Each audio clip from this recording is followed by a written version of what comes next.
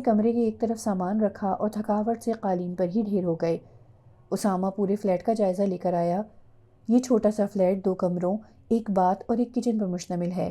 ایک کمرے میں ہم تینوں ٹھہر جائیں گے اور ایک کمرہ امارہ کو دے دیں گے۔ یہ کہہ کر اسامہ بھی ان کے ساتھ قالین پر بیٹھ گیا۔ عارفین اور ساحل نے صوفے کی گدیاں اٹھائیں اور اپنے سر کے نیچے رکھ کے قالین پر لیٹ گیا۔ یہ کیا بھائی، پہلے سامان تو ترتیب سے رکھ دو۔ اسامہ کی بات پر ساحل نے نفی کے انداز میں ہاتھ ہلایا۔ ابھی کچھ مت کہو، بہت تھکے ہوئے ہیں۔ اسامہ نے بھی صوفے سے گدی کھینچی اور ان کے ساتھ لیٹ گیا۔ اس کی امارہ پر نظر پڑی جو قالین پر بیٹھی صوفے پر سر رکھے جیسے گری پڑی تھی۔ اسامہ دھیرے سے مسکرایا اور پھر دوسری طرف کروٹ کر کے لیٹ گیا۔ تھکاوٹ کے باعث کب ان سب کی آنکھ لگ گئی انہیں پتہ بھی نہ چلا۔ سارا سامان بھی کمرے میں بے ترتیب گرا پڑا تھا۔ جسمانی تھکاوٹ سے زیادہ ذہنی تھکاوٹ تھی۔ انہوں نے دوپہر کا کھانا بھی نہ کھایا تھا۔ تقریباً 2 گھنٹے گزر گئے تو انٹرکام کی بیل ہوئی۔ سب گہری نیند سوئے ہوئے تھے۔ بیل کی آواز سے امارہ کی آنکھ کھلی تو اس نے بے خوابی کی حالت میں ادھر ادھر دیکھا۔ کارنر ٹیبل پر ریڈ کلر کا PTCL سیٹ پڑا تھا جس کی بیل بج رہی تھی۔ وہ ڈھیلی ڈھیلی چال سے چلتی ہوئی فون تک پہنچی۔ اس نے فون ریسیو کیا۔ ریسیپشن سے مینیجر بات کر رہا تھا۔ میڈم، آپ نے کچھ کھانے کے لیے آرڈر دینا ہو یا چائے منگوانی ہو تو بتا دیں۔ امارہ نے اپنی کلائی پر بندھی گھڑی کی طرف دیکھا۔ شام کے 5 بج رہے تھے۔ اوہ، اتنا وقت ہو گیا ہے، اس نے خود کلامی کی۔ جی میڈم، آپ نے مجھ سے کچھ کہا؟ مینیجر نے پوچھا۔ آپ ایسا کریں کہ مینیو بھیج دیں، میں آرڈر دے دوں گی۔ ٹھیک ہے میڈم، مینیجر نے کہا۔ فون رکھ کر امارہ نے ان تینوں کی طرف دیکھا جو اس طرح بے ترتیبی سے گرے ہوئے تھے کہ امارہ ہنس پڑی۔ پھر اس نے بھویں اچکاتے ہوئے سامان کی طرف دیکھا اور ٹھنڈی آہ بھر کے سامان کی طرف بڑھی اور سب چیزیں ترتیب سے اپنی اپنی جگہوں پر رکھنے لگی۔ کھانے پینے کی چیزیں کچن میں اور کپڑے وغیرہ الماری میں رکھ دیے۔ دروازے پر دستک ہوئی۔ آ جائیں، امارہ نے جوس کے ڈبے اٹھاتے ہوئے کہا۔ ویٹر اندر داخل ہوا۔ اس نے مینیو کارڈ امارہ کی طرف بڑھایا۔ امارہ نے جوس کے ڈبے ٹیبل پر رکھے اور اس سے کارڈ لے کر پڑھنے لگی۔ 2 dishes, 2 tray egg fried rice, 6 کباب، سلاد اور رائتا۔ یہ کہہ کر امارہ نے کارڈ ویٹر کو دے دیا۔ ویٹر کے جانے کے بعد امارہ نے جوس کے ڈبے اٹھائے اور فریج میں رکھ دیے۔ سارا سامان سیٹ کرنے کے بعد امارہ اسامہ کے پاس آئی۔ اس نے اس کے شانے پر ہاتھ رکھ کے ہلایا۔ اسامہ، اس نے معمولی سی جھرجھری لی اور پھر سو گیا۔ امارہ نے اسے زور سے جھٹکا دیا۔ اٹھو بھئی، کیا ہو گیا ہے؟ اس بار اس کی آنکھیں کھل گئیں۔ کیا ہو گیا ہے؟ کیوں اتنا ظلم ڈھا رہی ہو؟ 5 بج رہے ہیں۔ امارہ کی زوردار آواز پر اسامہ اٹھ کے بیٹھ گیا۔ اتنا وقت ہو گیا ہے؟ اب تم ان دونوں کو بھی اٹھاؤ، میں نے کھانے کا آرڈر دے دیا ہے، تم سب اٹھ کے فریش ہو جاؤ۔ یہ کہہ کر امارہ اٹھ گئی۔ اسامہ نے ساحل اور عارفین کو بھی اٹھایا اور وہ تینوں ہاتھ منہ دھو کے فریش ہو گئے۔ تھوڑی دیر کے بعد ویٹر کھانا لے کر آ گیا۔ امارہ نے اس کے ساتھ مل کر ٹیبل پر کھانا لگایا۔ کھانے کے ساتھ ویٹر نے کولڈ ڈرنکس بھی رکھ دیں۔ میڈم، کسی اور چیز کی ضرورت ہو تو فون پر بتا دیجیے گا۔ یہ کہہ کر ویٹر چلا گیا۔ تینوں جلدی سے آ کر کرسیوں پر بیٹھ گئے۔ یہ تم نے بہت نیک کام کیا امارہ، بہت بھوک لگ رہی تھی۔ ساحل نے سب سے پہلے پلیٹ اٹھائی۔ امارہ نے اس کی طرف گھور کر دیکھا۔ تبھی اتنی میٹھی نیند سو رہے تھے؟ اگر میں نہ اٹھاتی تو تم سب جا کے رات کوٹتے۔ جی نہیں، ایسی بھی کوئی بات نہیں، ہماری بھوک نے ہمیں اٹھا ہی دینا تھا، ساحل نے رائس پلیٹ میں ڈالتے ہوئے کہا۔ عارفین نے سلاد کی پلیٹ پر ہاتھ صاف کرتے ہوئے امارہ کی طرف دیکھا۔ ایک نیک کام اور کر دینا، اس کھانے کا بل بھی دے دینا۔ امارہ نے عارفین کے ہاتھ سے سلاد کی پلیٹ لے کر میز پر رکھ دی۔ آپ کی اطلاع کے لیے عرض ہے کہ اس مشن پر جو بھی خرچہ ہوگا وہ ہم آپس میں بانٹیں گے، ہم میں سے کوئی بھی خرچہ کرے بعد میں ہم حساب کر لیں گے۔ عارفین نے سلاد کی پلیٹ دوبارہ اٹھا لی۔ اگر زندہ بچے تو، ورنہ فرشتے تو حساب کتاب کر ہی لیں گے۔ امارہ ہنستے ہوئے کرسی پر بیٹھ گئی۔ توبہ ہے، پورے جوکر ہیں دونوں۔ اسامہ بھی ان کی باتوں پر مسکرائے جا رہا تھا۔ بھئی مذاق چھوڑو، امارہ ٹھیک کہہ رہی ہے کہ ہم بعد میں سارا خرچہ آپس میں تقسیم کر لیں گے، فی الحال سارا خرچہ میں کروں گا، اسامہ نے کہا۔ اچھا تو پھر 2-3 ڈشز اور منگوا لیتا ہوں۔ عارفین ایک بار پھر چکنا ہو گیا۔ ساحل نے اس کے سر پر تھپکی دی۔ ٹک کر بیٹھ۔ اسی ہنسی مذاق میں انہوں نے کھانا ختم کر لیا۔ اسامہ نے ویٹر کو بلایا کہ برتن لے جائے اور ساتھ چائے کا آرڈر بھی دے دیا۔ ویٹر ٹرالی لے کر آیا تو امارہ نے برتن سمیٹ کر ٹرالی میں رکھ دیے۔ ویٹر نے ٹیبل صاف کیا اور پھر برتن لے گیا۔ تھوڑی دیر کے بعد سامان میز پر رکھا اور چلا گیا۔ امارہ نے تینوں کو چائے سرو کی۔ امارہ نے کیٹلی سے اپنے لیے چائے ڈالی اور پھر آدھا چمچ چینی ڈال کر مکس کرنے لگی۔ امارہ نے اسامہ کی طرف دیکھا۔ ہم پیٹراکس کے علاقے میں ٹھہرے ہیں، مری تو اس سے کافی دور ہے۔ نہیں، مری اس سے زیادہ دور نہیں ہے، بس چند کلومیٹر کا فاصلہ ہے، اسامہ نے چائے کا سپ لیتے ہوئے کہا۔ تمہاری انفارمیشن کے مطابق ان چاروں نے پیٹراکس کے علاقے میں پہاڑ سے چھلانگ لگائی تھی۔ ان پرخطر پہاڑوں میں ہم ان کا سراغ کیسے لگائیں گے؟ ہمیں کیسے معلوم ہوگا کہ کالا جادو کرنے کے لیے انہوں نے کس جگہ کا انتخاب کیا ہوگا؟ میں سب جانتا ہوں، اسامہ نے پر اعتماد لہجے میں کہا۔ امارہ کی نظریں متعجب ہو گئیں۔ اس نے مضطرب سی کیفیت میں سر جھکا لیا۔ ساحل اور عارفین بھی سوالیہ نظروں سے ایک دوسرے کی طرف دیکھنے لگے۔ آخر امارہ سوال کیے بغیر نہ رہ سکی۔ تم اتنا سب کیسے جانتے ہو؟ امارہ کے سوال پر اسامہ تپ گیا۔ وہ جھٹکے سے اٹھا تو چائے کا کپ الٹ گیا۔ گرم چائے اس کے ہاتھ پر گر گئی۔ امارہ جلدی سے ٹیشو لے کر اس کا ہاتھ صاف کرنے لگی تو اس نے ہاتھ پیچھے سکیڑ لیا۔ اس نے امارہ کو شانوں سے پکڑا اور اپنی دہکتی آنکھیں اس کے چہرے پر گاڑ دیں۔ میں تو تمہیں اس سے بھی زیادہ حیران کرنے والا ہوں۔ میں تو یہ بھی جانتا ہوں کہ وہ سب کتنی بار روئے تھے اور کتنی بار ہنسے تھے۔ جب زندگی ان سے دامن چھڑا رہی تھی تو وہ کتنا تڑپے تھے۔ ان کی آخری چیخیں تک میرے سماعت میں گونج رہی ہیں۔ اسامہ کی آنکھوں کا رنگ بدل چکا تھا۔ اس کی آنکھیں نیلی ہو گئی تھیں۔ امارہ پھٹی پھٹی آنکھوں سے اس کی طرف دیکھ رہی تھی۔ اس نے پلکیں جھپکائے بغیر پوچھا، تم ہو کون؟ اسامہ خاموشی سے امارہ کی طرف دیکھتا رہا اور پھر اس نے اس کے شانوں سے ہاتھ اٹھا لیے اور دوسرے کمرے میں چلا گیا۔ امارہ اپنے شانوں پر ہاتھ رکھتے ہوئے کرسی پر بیٹھ گئی۔ اس کی آنکھوں میں آنسو تھے۔ اسامہ کو اندازہ ہی نہ ہوا تھا کہ اس نے کتنی سختی سے امارہ کو شانوں سے پکڑا تھا۔ ساحل اور عارفین امارہ کے قریب بیٹھ گئے۔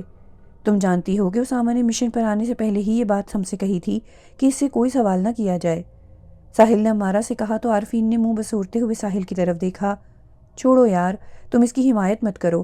لڑکیوں سے بات کرنے کا کوئی طریقہ ہوتا ہے، اسے امارہ سے اس انداز میں بات نہیں کرنی چاہیے تھی۔ پلیز تم لوگ آپس میں بحث مت کرو۔ یہ کہہ کر امارہ اپنی جگہ سے اٹھی اور باہر بالکنی میں جا کر کھڑی ہو گئی۔ شام کا وقت تھا۔ دھنکی ہوئی روئی جیسے سفید بالوں نے پہاڑوں کو چھپا لیا تھا، مگر یہ دل فریب منظر امارہ کی بھیگی آنکھوں میں دھندلا گیا تھا۔ جتنی جلدی اسامہ کو غصہ چڑھا اتنی ہی جلدی اتر بھی گیا۔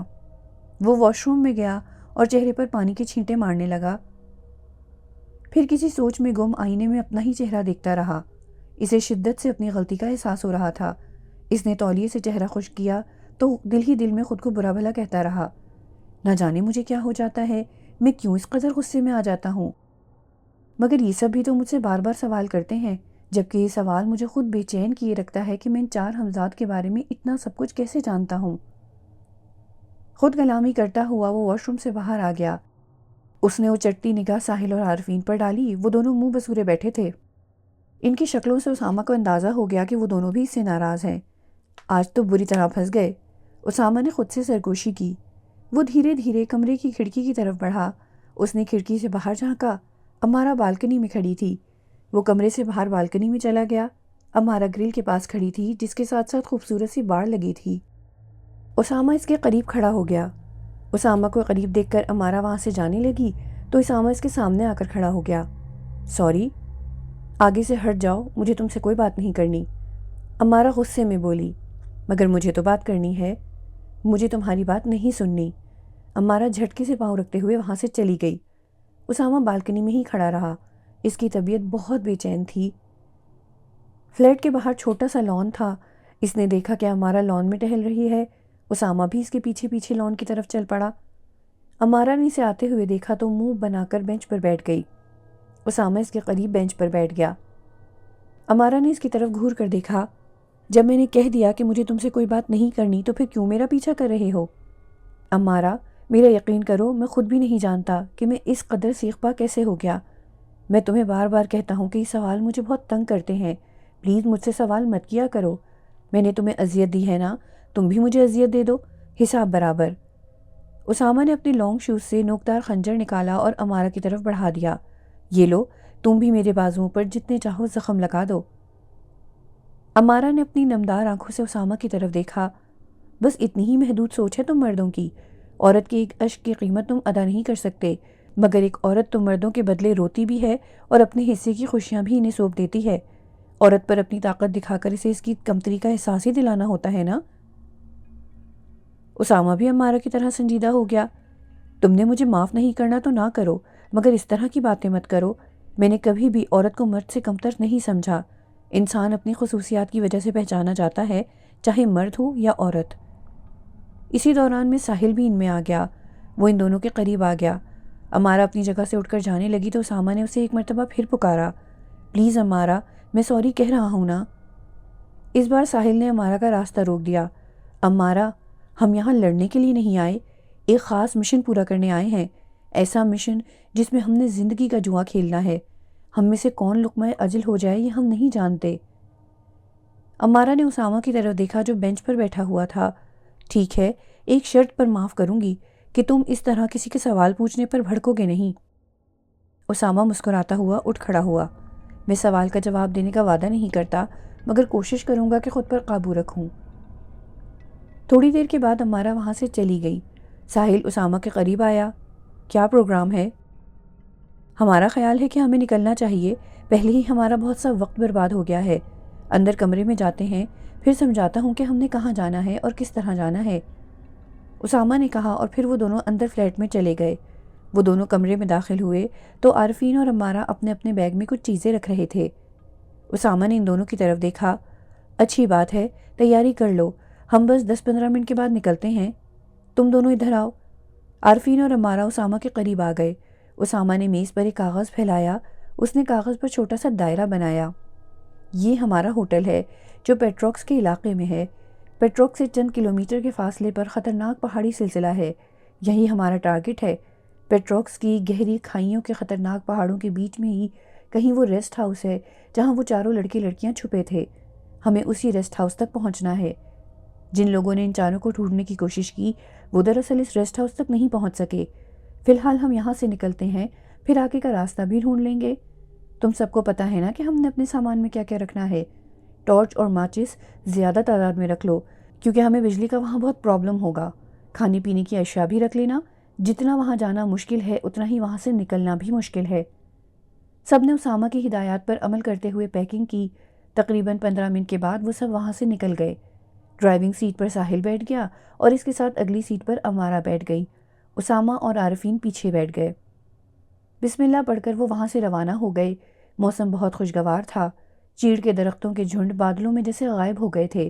امارہ کی نظریں تو اطراف میں تیزی سے گزرتے مناظر پر ہی جمی تھیں۔ سڑک سانپ کی طرح بل کھاتی پہاڑوں پر اونچائیوں کو چھوتی جا رہی تھی۔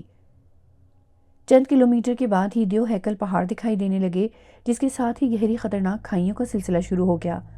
تھوڑا سا آگے جانے کے بعد اسامہ نے ساحل سے گاڑی روکنے کو کہا۔ ساحل نے سڑک سے اترتے ہوئے ایک گھنے درخت کے قریب کچی جگہ پر گاڑی پارک کی۔ وہ سب گاڑی سے باہر نکل آئے۔ اسامہ درخت کے قریب کھڑا ہو گیا۔ یہی وہ جگہ ہے جہاں ان 4 لڑکے لڑکیوں نے کالج بس سے چھلانگ لگائی تھی۔ یہ تو بہت گہری اور خطرناک کھائیاں ہیں، ان سب نے کس طرح چھلانگ لگا دی؟ اس طرح چھلانگ لگانے کے بعد کسی کے زندہ رہنے کا سوال ہی پیدا نہیں ہوتا۔ وہ چاروں زندہ رہے اور انہوں نے ایک کھنڈر نما ریسٹ ہاؤس میں پناہ لی اور ناپاک سفلی عمل بھی کیے۔ مگر کیسے؟ یہاں نیچے تو کوئی راستہ دکھائی نہیں دے رہا، ساحل نے حیرت میں ڈوبے ہوئے لہجے میں کہا۔ اسامہ نے انگلی سے نیچے کھائی کی طرف اشارہ کیا۔ تم وہ پہاڑ نہیں دیکھ رہے اور ساتھ یہ لمبے لمبے چیڑ کے درخت؟ بے شک انہوں نے چھلانگ مار کے زندگی اور موت کا جوا کھیلا، مگر تقدیر نے ان کا ساتھ دیا اور وہ لقمہ اجل نہیں ہوئے۔ وہ کسی پہاڑ پر ٹک گئے ہوں گے یا کسی درخت سے لٹک گئے ہوں گے، لیکن یہ بات طے ہے کہ وہ چاروں پہاڑوں کے غاروں کے ذریعے اس ریسٹ ہاؤس تک پہنچے۔ عارفین نے خوف سے کندھے اچکائے۔ ہمیں بھی کیا ان غاروں کے ذریعے ریسٹ ہاؤس تک پہنچنا ہوگا؟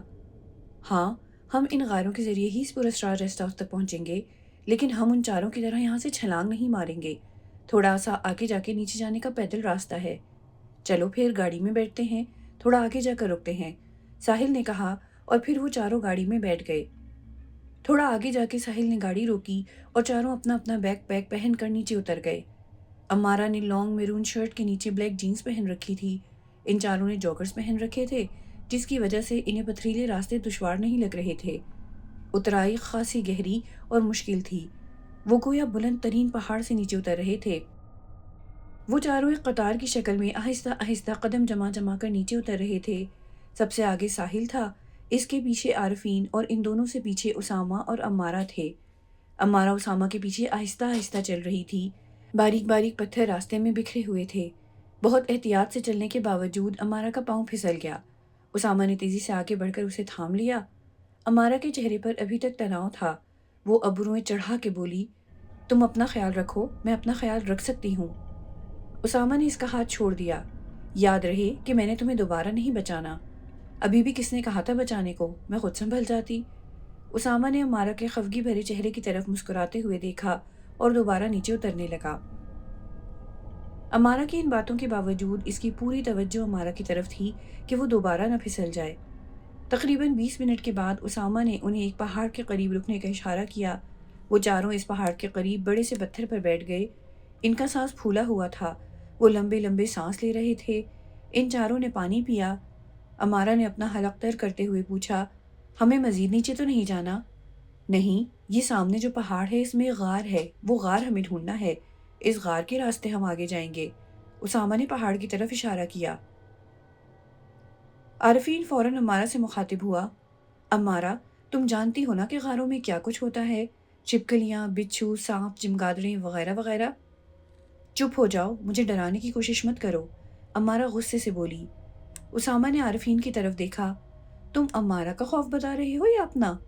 بہرحال غاروں میں یہ چیزیں ہوتی ہیں، اس لیے اپنی اپنی ٹارچز سیٹ رکھنا، احتیاط سے قدم رکھنا۔ ساحل وہاں سے اٹھ گیا اور پہاڑ کا جائزہ لینے لگا۔ اتنے بڑے پہاڑ میں ہم سرنگ کہاں سے ڈھونڈیں گے؟ اسامہ بھی کھڑا ہو کے ساحل کی طرف بڑھا۔ ہمیں سرنگ ڈھونڈنے میں مشکل نہیں ہوگی کیونکہ وہ ادھر قریب ہی ہے۔ تم پہاڑ کے بائیں جانب اس کے ٹوٹے ہوئے حصوں کی طرف دیکھو۔ اسامہ پہاڑ کے ٹوٹے ہوئے نوکیلے حصوں کی طرف بڑھا تو اس نے بلند آواز میں کہا، ہاں، یہاں ایک سرنگ ہے۔ امارا اور عارفین اسامہ کے ساتھ ساتھ ساحل کی طرف بڑھے۔ اسامہ نے اس بات میں سر ہلایا، ہاں، یہی وہ غار ہے۔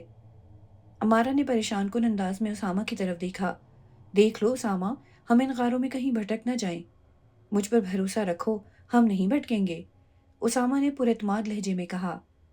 یہ تم پر بھروسہ ہی ہے جو ہم یہاں تک آ گئے، ورنہ تمہاری باتیں تو عقل تسلیم نہیں کرتی۔ یہ کہہ کر امارا نے قدم آگے بڑھا دیے۔ اسامہ سب سے پہلے غار میں داخل ہوا، پھر تینوں اس کے پیچھے پیچھے غار میں داخل ہو گئے۔ غار کی زمین غیر ہموار تھی اور پتھروں سے بھری ہوئی تھی۔ چھت کے حصے پر بھی پتھر اس طرح اٹکے ہوئے تھے جیسے ابھی سر پر آ گریں گے۔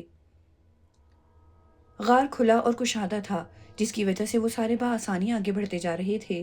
وہ جوں جوں آگے بڑھتے جا رہے تھے، غار میں تاریکی بڑھتی جا رہی تھی۔ وہ ٹارچوں کی روشنی میں آگے بڑھ رہے تھے۔ غار کی تاریکی کے ساتھ ان کا خوف بھی بڑھتا جا رہا تھا۔ ہر قدم پر وہمہ ہوتا کہ کوئی خطرناک جانور ان کے سامنے سے آ جائے گا۔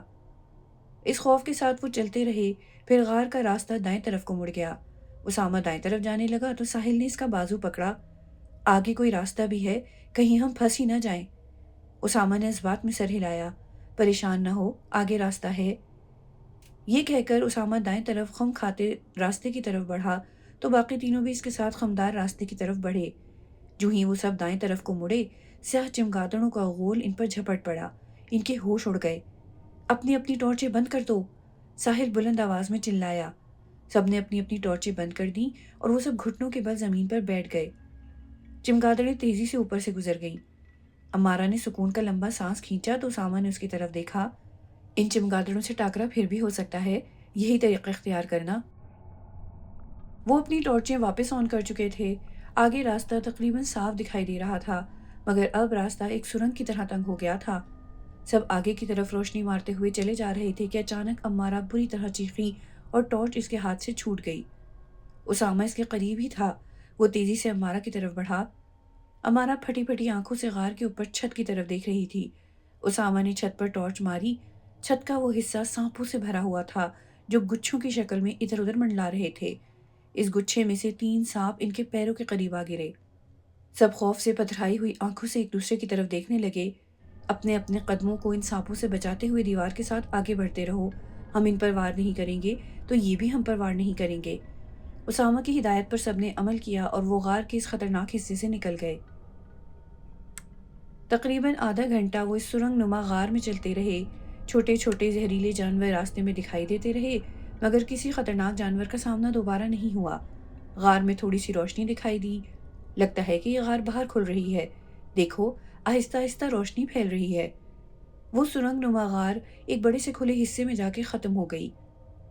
साहिल सबसे आगे था। इसका ध्यान उसामा की तरफ था। इसने अगला कदम रखा तो वो झील के पानी में जा गिरा। पानी 3 फीट तक था, इसलिए इसने खुद को संभाल लिया। इसका चेहरा गुस्से से सुर्ख हो गया जब सबके कहकहों की आवाज़ इसकी समाज से टकराई। तुम सबको मेरा मजाक उड़ाने की ज़रूरत नहीं है। तुम सबको भी इस पानी से गुजर कर ही आगे जाना पड़ेगा, क्योंकि आगे भी सारा पानी है। ये सुनकर सबकी हंसी गायब हो गई। आरफीन ने साहिल का हाथ पकड़ के इसे बाहर निकाला और इर्द गिर्द के माहौल का जायजा लेने लगा।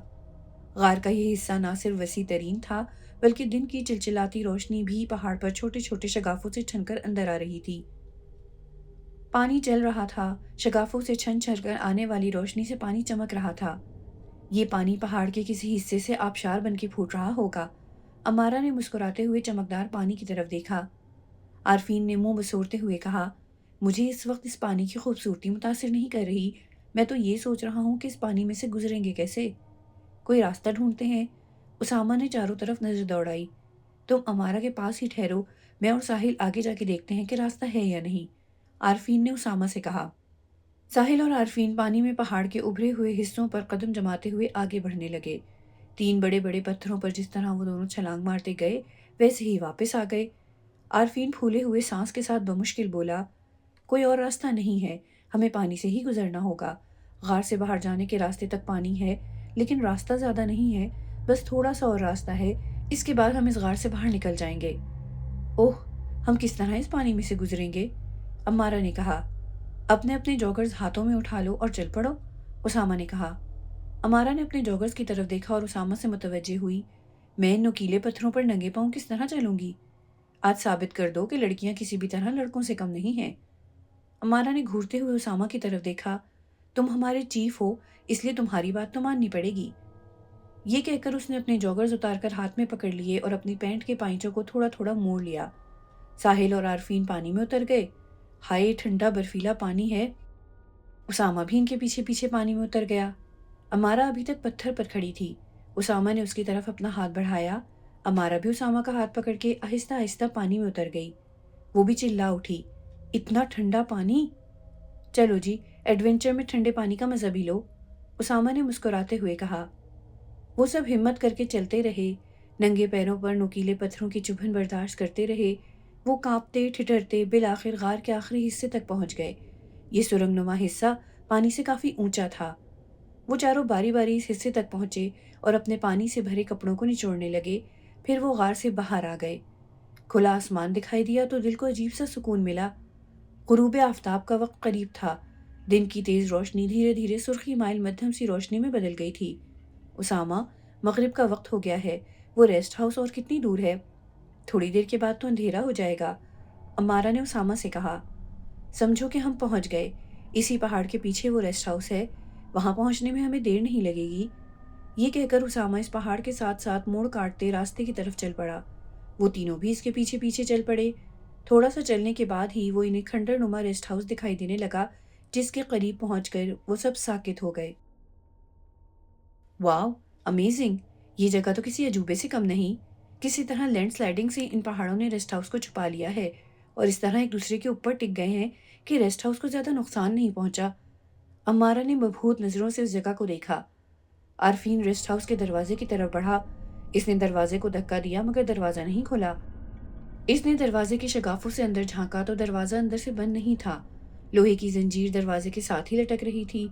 साहिल ने भी आरफीन के साथ मिलकर दरवाजे को धक्का दिया, मगर दरवाज़ा इस तरह था जैसे कोई बड़ा सा पत्थर दरवाजे के आगे पड़ा हो, जबकि दरवाजे के आगे कोई चीज़ नहीं थी। उसामा और अम्मारा इन दोनों के करीब खड़े थे। उसामा ने इन्हें दरवाजे से पीछे हटने का इशारा किया। वो दोनों पीछे हट गए। उसामा ने दरवाजे पर अपना हाथ रखा। इसके सिर्फ छूने से ही दरवाज़ा चटाक से 2 हिस्सों में खुल गया। ये कैसे? अभी अल्फाज आरफीन के मुंह में ही थे कि साहिल ने अपनी उंगली लहराते हुए इशारा किया। सवाल नहीं। वो सब अंदर दाखिल हो गए। दरवाज़ा चटाक से खुद ब खुद बंद हो गया। अमारा ने हैरत से पीछे मुड़कर देखा और फिर चल पड़ी। रेस्ट हाउस निहायत खस्ता हाल था। फर्श और दीवारों पर दरारें इस कदर गहरी थीं कि चलते हुए अजीब सा खौफ दिल दहला रहा था। वो बरामदे से एक बड़े हॉल नुमा कमरे में दाखिल हो गए। ये कमरा भी बहुत खस्ता हाल था। दरारों से भरी दीवारों और छत पर स्याह जाले लटक रहे थे। کمرے کے فرنیچر کو سیاہ سفید کپڑے سے ڈھانپا ہوا تھا، اور وہ سفید کپڑا بھی اس طرح گل سڑ گیا تھا کہ اندازہ ہو رہا تھا کہ فرنیچر کا کیا حال ہوگا۔ ان میں سے 2 کرسیوں کا کپڑا اترا ہوا تھا جن کے چھوٹے چھوٹے ٹکڑے فرش پر گرے ہوئے تھے۔ اسامہ کی حالت بہت عجیب تھی۔ وہ جوں جوں اس کمرے کا جائزہ لے رہا تھا، کسی گہری سوچ میں ڈوبا چلا جا رہا تھا۔ کچھ بھولے بسرے کردار، کچھ غیبی آوازیں تھیں جو اس کی سماعت میں گونج رہی تھیں۔ اسی سوچ میں اس کی زبان سے لفظ ادا ہوئے، جیسا بھی ہے ایک کمرہ تو مل کر صاف کرنا ہوگا تاکہ ہم یہاں رات گزار سکیں۔ امارہ نے تعجب سے اسامہ کی طرف دیکھا۔ ہم نے تو یہاں رات گزارنے کی بات نہیں کی۔ پھر وہ اسامہ کے قریب آئی۔ اسامہ کی آنکھوں کی رنگت تبدیل ہو چکی تھی۔ یہ تم نہیں، تمہارے اندر کوئی اور بول رہا ہے۔ جب بھی موقع ملا میں تمہارے اندر چھپے ہوئے اس دوسرے شخص کو ضرور ڈھونڈ لوں گی، وہ دل ہی دل میں بڑبڑائی۔ اسامہ کے لبوں پر مسکراہٹ بکھر گئی۔ اس نے اپنی نیلی آنکھوں سے امارہ کی آنکھوں میں جھانکا اور دھیرے سے کہا، تمہیں اسے ڈھونڈنے کی ضرورت نہیں پڑے گی، وہ بہت جلد تمہارے سامنے آئے گا۔ امارہ سٹپٹا گئی کہ اسامہ نے اس کا ذہن کیسے پڑھ لیا۔ کچھ سوچیں ایک بار پھر اس کے لیے پہیلی بن گئیں۔ ایک ہمزاد ہی کسی کے دماغ میں گھس کر اس کا ذہن پڑھ سکتا ہے، لیکن اسامہ تو ایک جیتا جاگتا انسان ہے۔ ساحل کی آواز نے امارہ کو اس سوچ سے باہر نکال دیا۔ امارہ، آؤ ریسٹ ہاؤس کے باقی حصے دیکھتے ہیں۔ امارہ ساحل کے ساتھ آگے بڑھی۔ کمروں میں بہت اندھیرا تھا۔ وہ ٹارچوں کی مدد سے آگے بڑھتے جا رہے تھے۔ انہوں نے ریسٹ ہاؤس کے سارے کمرے دیکھے۔ کمروں میں پڑا فرنیچر گل سڑ گیا تھا، سینکڑوں سال سے جیسے کوئی اس ریسٹ ہاؤس میں نہیں آیا تھا۔ یہ ریسٹ ہاؤس 3 کمروں، 1 کچن اور 1 باتھ روم پر مشتمل ہے۔ امارہ نے ساحل سے کہا۔ وہ چاروں اس ریسٹ ہاؤس کے مختلف حصوں میں بکھر گئے۔ ساحل اور امارہ ایک کمرے میں داخل ہوئے جو غالباً بیڈ روم تھا، جس کے فرش پر مٹی کی اتنی موٹی تہ تھی کہ اندازہ نہیں ہو رہا تھا کہ اس مٹی کے تہ کے نیچے کس طرح کا فرش ہوگا۔ ہر کمرے میں داخل ہوتے ہوئے پورے جسم سے خوف کی سنسنی سی دوڑ جاتی تھی کہ جن ہمزاد کو وہ ڈھونڈنے آئے ہیں نہ جانے وہ کب اور کس روپ میں ان کے سامنے آ جائیں۔ امارہ کمرے کی گھمبیر تاریکی میں ٹارچ سے روشنی ڈالتے ہوئے آگے بڑھ رہی تھی۔ ایک پلنگ دکھائی دے رہا تھا جس کے اوپر بھی مٹی کی پوری تہ تھی۔ لکڑی دیمک نے بری طرح سے کھوکھلی کر دی تھی۔ چی چی کی آواز کے ساتھ اس کے پیروں سے کچھ ٹکرایا، جیسے بہت سے کانٹے اس کے پیروں پر سے گزر گئے۔ امارہ نے اپنے پاؤں جھٹکتے ہوئے چیخی تو ساحل نے اس کے پیروں پر لائٹ ماری۔ بے شمار چھوٹے چھوٹے چوہے ادھر ادھر بھاگ رہے تھے۔ اس طرح کی جگہیں کیڑے مکوڑوں یا اس طرح کے جانوروں کی آماج گاہ بن ہی جاتی ہیں۔ ساحل نے بیزاری سے منہ بنایا۔ امارہ نے سائیڈ کارنر پر پڑے کینڈل سٹینڈ پر روشنی ڈالی اور پھر انتہائی پرانی طرز کی وال کلاک پر۔ پھر وہ ساحل سے مخاطب ہوئی، ہمیں تو ان کمروں میں ایسی کوئی چیز نظر نہیں آئی جن سے ظاہر ہو کہ یہ جگہ پراسرار قوتوں کا مسکن ہے۔ ساحل نے مضحکہ آمیز انداز میں سر کو جھٹکا، بدروحیں کسی ٹھوس چیز کا استعمال تھوڑی کریں گی، وہ تو اس ہوا میں کہیں بھی موجود ہو سکتی ہیں، ہو سکتا ہے کہ وہ اس وقت بھی ہماری باتیں سن رہی ہوں۔ ساحل، تم نہیں جانتے، کوئی نہ کوئی نشانی مل جاتی ہے ان بدروحوں کی۔ یہ کہہ کر امارہ نے اپنے ہاتھ میں پکڑا ہوا میٹر ساحل کو دکھایا۔ یہ دیکھو، اس کی سوئیاں بھی ساکت ہیں۔ ساحل کو ایک بار پھر مذاق سوجھا۔ ان کمروں میں کوئی چیز ہو یا نہ ہو، مگر ہم اپنے ساتھ ایک پراسرار چیز ضرور لائے ہیں۔ ساحل، تم کس کی بات کر رہے ہو؟ امارہ نے ساحل سے پوچھا کہ عارفین اور اسامہ کمرے میں داخل ہوئے۔ جس کو یاد کیا وہ آ گیا، ساحل نے اسامہ کی طرف دیکھ کر کہا۔ امارہ نے ساحل کی طرف گھور کر دیکھا۔ اچانک میٹر کی تیز تیز آواز نے اسے اپنی طرف متوجہ کر لیا۔ ریڈ لائٹ کے ساتھ میٹر کی سوئیاں تیز تیز ہل رہی تھیں۔ اس نے سہمی سہمی نظروں سے اسامہ کی طرف دیکھا۔ ایک پل کے لیے اسے یوں لگا جیسے ساحل کا مذاق سچ میں بدل گیا ہے۔ اس نے میٹر کا رخ کمرے کی طرف کیا اور آہستہ آہستہ چلنے لگی۔ تھوڑی دیر کے بعد ہی میٹر کی آواز بند ہو گئی۔ اسامہ امارہ کے قریب آیا۔ اس میٹر کے بھروسے مت رہنا، یہ میٹر جنات یا دوسری غیبی مخلوقات کی اس ہوا میں موجودگی پر خاص ریڈیشن پڑتا ہے۔ یہ غیبی چیزیں کسی ٹھوس وجود میں داخل ہو جائیں تو یہ آلہ ان کی موجودگی نہیں پڑ سکتا۔ امارہ کو یوں لگا جیسے اسامہ اسے اپنے بارے میں بتا رہا ہے۔ اس نے کچھ سوچ کر میٹر کو اپنے بیک پیک میں واپس ڈال دیا۔ ریسٹ ہاؤس کے صحن میں جاتے ہیں، وہاں ہم اکٹھے جائیں گے، ایک دوسرے سے الگ نہیں ہونا، وہاں ہمارے لیے خطرہ ہو سکتا ہے، اسامہ نے کہا۔ وہ سارے مل کر ہال نما کمرے سے گزرتے ہوئے کمرے کے دروازے سے صحن کی طرف داخل ہوئے۔ ایک انجانے سے خوف نے ایک بار پھر ان کے قدم روک لیے۔ بظاہر وہاں کچھ بھی دکھائی نہیں دے رہا تھا، مگر کچھ باتوں کی دہشت دل میں پھن پھیلائے بیٹھی تھی جو اس ریسٹ ہاؤس سے منسوب تھیں۔ بہت اندھیرا تھا، کچھ اندازہ نہیں ہو رہا تھا کہ یہ حصہ کس طرح کا ہے، بس اتنا ہی اندازہ ہو رہا تھا کہ صحن کافی بڑا ہے۔ وہ چاروں آگے بڑھتے جا رہے تھے، کچھ گھنے درخت بھی تھے مگر اندازہ نہیں ہو رہا تھا کہ کس چیز کے درخت ہیں، مگر ہر قدم پر خوف کی سرسراہٹیں ساتھ تھیں۔ وہ چاروں ایک دوسرے سے بھی ٹکراتے تو ڈر جاتے۔ صحن کے وسط میں گھنے درختوں کے قریب اسامہ کھڑا ہو گیا، وہ تینوں بھی اس کے قریب آ گئے۔ اسامہ نے اوپر کی طرف دیکھا، وہ دیکھو آسمان نظر آ رہا ہے نا؟ ہاں، امارہ نے کہا۔ اسامہ نے ایک بار پھر اوپر کی طرف دیکھا، اس صحن کے آدھے حصے کے اوپر پہاڑ کے تودے نے اپنی جگہ سے سرک کر چھت سی بنا دی ہے، جبکہ آدھے حصے سے آسمان دکھائی دیتا ہے۔ پھر اس نے اپنی ٹارچ کا رخ زمین کی طرف کیا۔ یہ وہی جگہ ہے جہاں ان 4 لڑکے لڑکیوں نے کالے جادو کا خوفناک عمل کیا تھا۔ باقی باتیں تم سب کو اندر کمرے میں جا کے بتاتا ہوں۔ وہ چاروں واپس اندر کمرے کی طرف آ گئے۔ یہ ہال نما کمرہ انہیں کچھ دیر بیٹھنے کے لیے بہتر لگ رہا تھا۔ امارہ آتش دان کے قریب کھڑی ہو گئی، یہاں سے تھوڑی سی جگہ صاف کر لیتے ہیں۔ امارہ اور ساحل دونوں مل کر وہاں سے فرش صاف کرنے لگے اور اسامہ اور عارفین آتش دان میں لکڑیاں جوڑ کر آگ جلانے کی کوشش کرنے لگے۔ کچھ ٹوٹی ہوئی کرسیوں کے ٹکڑے گرے ہوئے تھے، عارفین نے وہ ٹکڑے بھی آتش دان میں جوڑ دیے۔ اسامہ نے لائٹر سے آگ لگا دی، آتش دان میں آگ بھڑک اٹھی، جس سے نہ صرف ان کو حرارت ملی بلکہ کمرے میں سرخی مائل سی روشنی بھی پھیل گئی۔ تھوڑا سا حصہ صاف کرنے کے بعد وہ چاروں سردی سے ٹھٹرتے ہوئے آتش دان کے قریب بیٹھ گئے۔ امارہ نے اپنی کمر سے بیک پیک اتارا اور اس میں سے پانی کی بوتل نکالی۔ عارفین نے اپنے کندھے سکیڑتے ہوئے امارہ کی طرف دیکھا۔ ہمیں سردی لگ رہی ہے اور تمہیں پیاس لگی ہوئی ہے؟ حلق خشک ہو رہا ہے۔ امارہ نے پانی کا ایک گھونٹ لیا اور پھر بوتل کا ڈھکن بند کر دیا۔ ساحل امارہ کے قریب ہو کر بیٹھ گیا۔ تم تو ایک عاملہ ہو، تمہیں تو کچھ محسوس ہوا ہوگا کہ وہ شیطان ہمزاد ہمارے آس پاس موجود ہیں یا نہیں؟ امارہ آگ کی طرف اپنے ہاتھوں کو پھیلاتے ہوئے معنی خیز انداز میں بولی، میں خاص عمل سے ان کی موجودگی کا اندازہ لگا سکتی ہوں، لیکن میں چاہتی ہوں کہ وہ خود ہمارے سامنے خود کو ظاہر کریں، یہ ہمارے لیے زیادہ بہتر ہوگا۔ ہمیں انتظار کرنا چاہیے کہ وہ خود اپنی موجودگی کا اشارہ دیں، کیونکہ اعلان جنگ صرف ہم نے ہی نہیں کیا، وہ بھی خاص تیاری کے ساتھ ہمارے سامنے آئیں گے۔ ہماری لڑائی ہوائی وجود سے ہے جو کسی بھی روپ میں ہمارے سامنے آ سکتے ہیں۔ ہمیں ان کے پھیلائے ہوئے جال میں پھنسنے سے بچنا ہے۔ خاص طور پر وشا تمہیں اپنی طرف مائل کرنے کی کوشش کرے گی، تم نے اس کے جھانسے میں نہیں آنا۔ یقیناً وہ ہمزاد ہمارے آس پاس موجود ہوں گے، ہم نہیں جانتے کہ وہ کس شکل میں ہمارے سامنے آئیں گے۔ اسامہ نے بھی امارہ کی تائید کی۔ امارہ ٹھیک کہتی ہے، ہمیں ان کے ظاہر ہونے کا انتظار کرنا ہوگا۔ تم ہمیں اس عمل کے بارے میں بتاؤ جو ریسٹ ہاؤس کے صحن میں ان 4 لڑکے لڑکیوں نے کیا تھا۔ امارہ نے اسامہ سے پوچھا، جو غالباً خود بھی ان تینوں کو اس عمل کے بارے میں بتانا چاہتا تھا۔ ساحل نے مبہوت نظروں سے اسامہ کی طرف دیکھا۔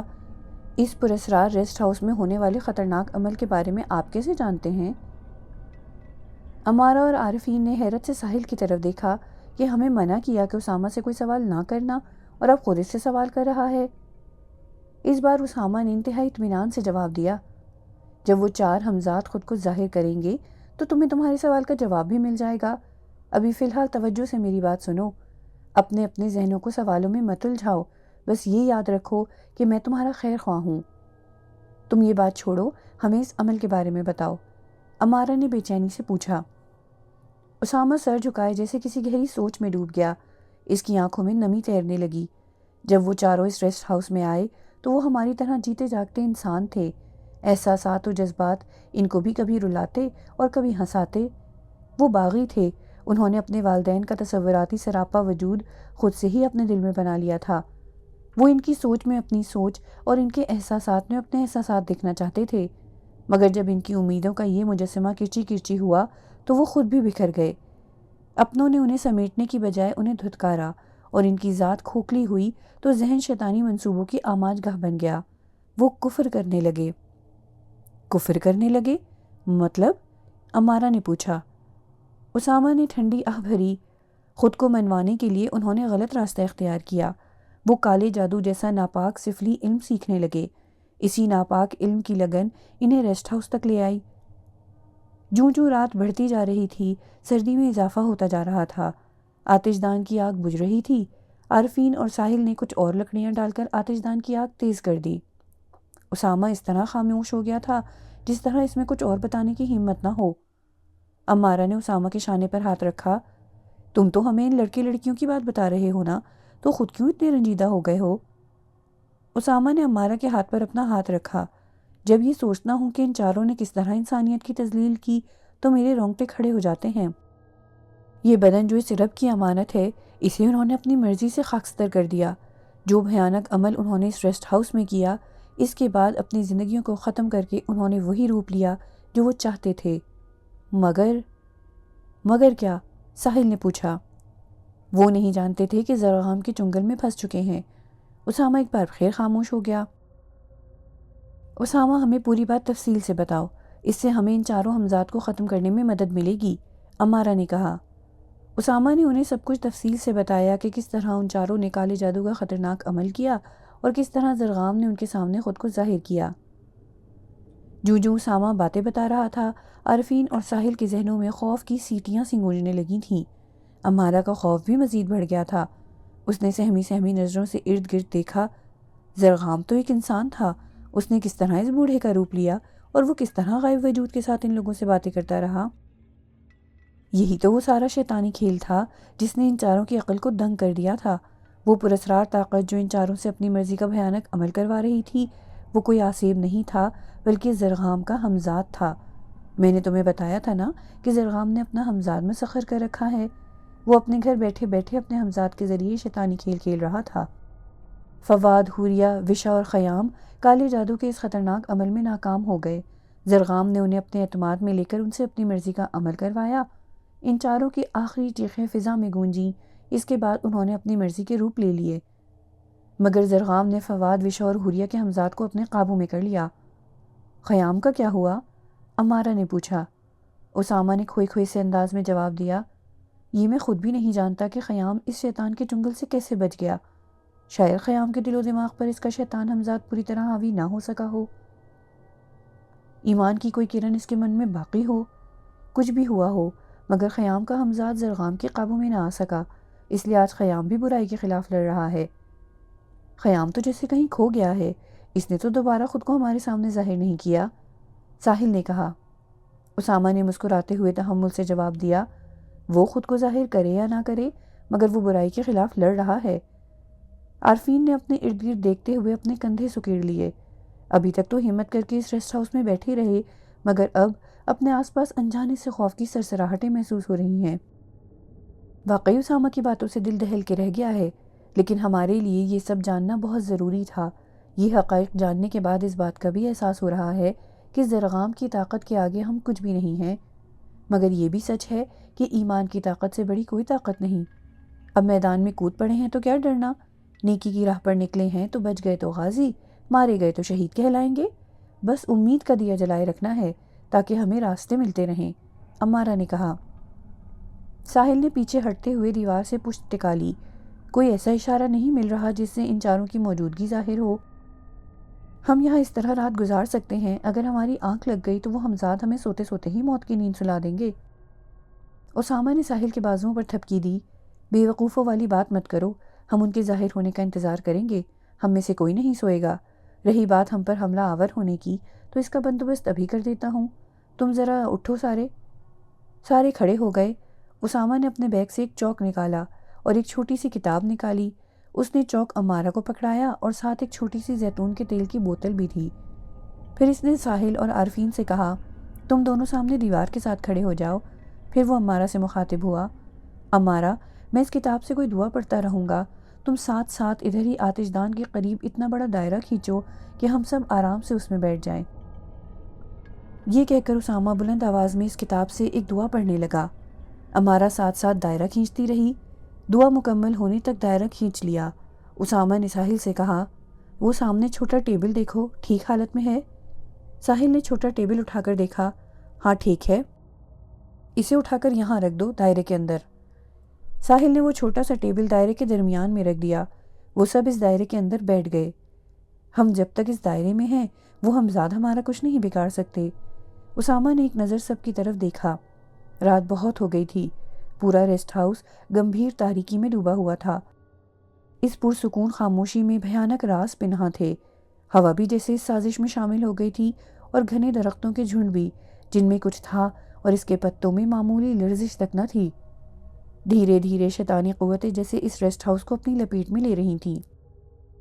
امارہ نے اپنے بیگ سے پلاسٹک کا ڈبہ نکالا۔ اس نے ڈبہ کھولا تو اس میں 6 شورما رول تھے۔ اس نے وہ رول اپنے تینوں ساتھیوں کو دیے۔ ہم نے تو کھانے کا کچھ اور سامان رکھا تھا، یہ شورمے کہاں سے آ گئے؟ ساحل نے شورما لیتے ہوئے کہا۔ امارہ بھی اپنا شورما لے کر آلتی پالتی مار کے بیٹھ گئی۔ میں نے یہ ہوٹل سے ہی لے لیے تھے، میرا خیال تھا یہ کھانے کی کمی پوری کر دے گا۔ اسامہ نے اس کا لقمہ لیا۔ ویری ٹیسٹی، یہ اچھا کیا تم نے۔ چاروں مزے لے کر شورما کھانے لگے۔ دائرے میں بیٹھنے کے بعد انہیں عجیب سا اطمینان تھا۔ اسامہ نے مسکراتے ہوئے امارہ کی طرف دیکھا۔ ویسے تمہارے ساتھ ہونے سے یہ فائدہ تو ہے کہ ڈھنگ سے کچھ کھانے کو مل جاتا ہے۔ ایک بات تو بتاؤ۔ کیا؟ امارہ نے لاپرواہی سے کہا۔ اسامہ اس کے تھوڑا قریب ہو کے بیٹھ گیا۔ تم اب تو مجھ سے ناراض نہیں؟ امارہ کے لبوں پر مسکراہٹ بکھر گئی۔ اس نے شورما کھاتے ہوئے ترچھی نظروں سے اسامہ کی طرف دیکھا۔ میں یہ نہیں کہوں گی کہ تم سے ناراض نہیں ہوں، کیونکہ تم نے اپنی حرکتوں سے باز نہیں آنا اور پھر دوبارہ ایسی ویسی بات کہنی ہے۔ اسامہ نے اپنا شورما تھامے ہوئے ہاتھ کی طرف دیکھا۔ میرا دوسرا ہاتھ نہیں ہے، ورنہ میں کان ضرور پکڑتا۔ امارہ کی ہنسی چھوٹ گئی۔ اس نے اپنائیت سے اسامہ کی طرف دیکھا۔ تھوڑے پیچیدہ ہو مگر انسان اچھے ہو۔ اسامہ نے اپنی آنکھیں بند کر کے کھولیں۔ شکریہ۔ کھانے سے فارغ ہو کے وہ چاروں کچھ نہ کچھ پڑھنے لگے، کوئی سورہ یاسین تو کوئی چاروں قل۔ انہیں مصیبت کی اس گھڑی میں اپنے رب کا سہارا ہی تھا جو ہر ڈر پر حاوی تھا۔ وہ اپنے ساتھ چھوٹی چھوٹی کتابیں لائے تھے جن میں بے شمار دعائیں تھیں۔ میرا خیال ہے کہ ہم سب کو مل کر چاروں قل پڑھنے چاہیے، اس طرح کے مسائل میں ان کی بہت فضیلت بتائی گئی ہے۔ امارہ کے کہنے پر سب نے مل کر چاروں قل پڑھنے شروع کر دیے۔ ان سب کی آنکھیں نیند سے بوجھل ہو رہی تھیں۔ امارہ نے چاروں قل پڑھے اور پھر میز پر سر ٹکا کر بیٹھ گئی۔